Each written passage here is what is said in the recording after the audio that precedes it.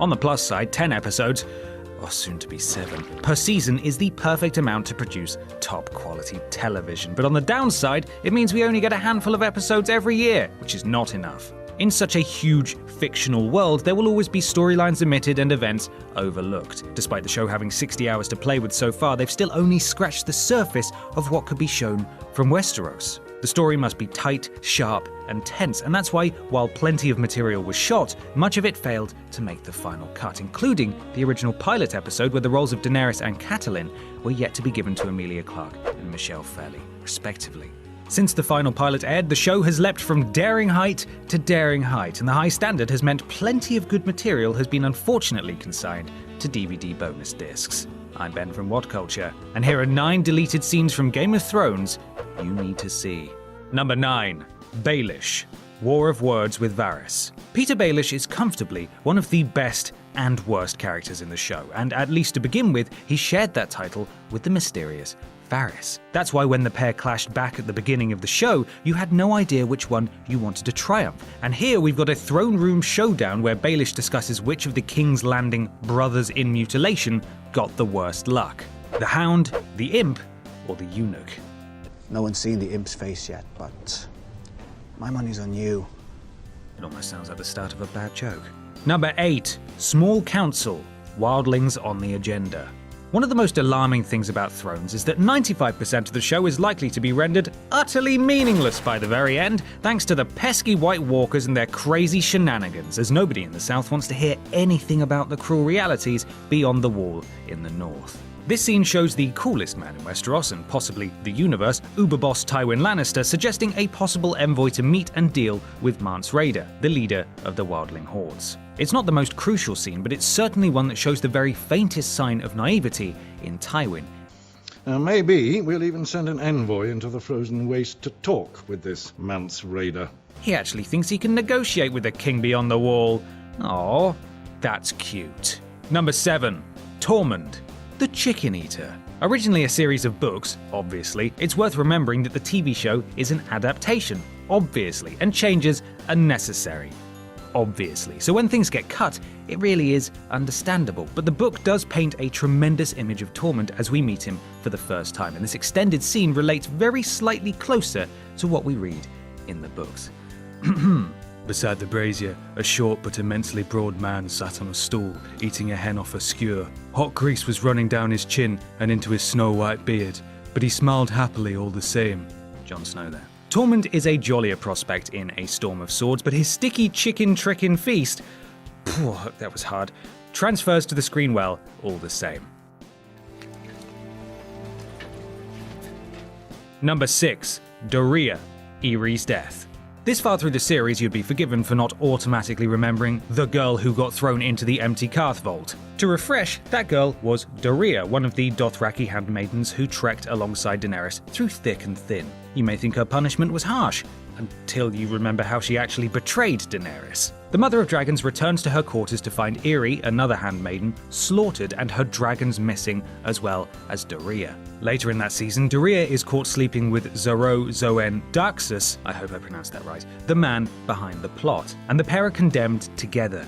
This deleted scene shows that Doreah was indeed involved and not just in the wrong bed at the wrong time. We've all been there. The greatest pleasure comes with a silk cord around the neck, tied very, very tight.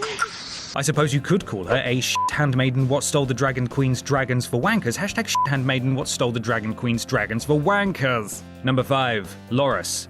Post Renly regrets. Loras Tyrell is an odd character. He should be far more important than he's actually made out to be, instead acting as a mere passenger throughout most of the seasons as other people discuss him, conspire about him, and trial him.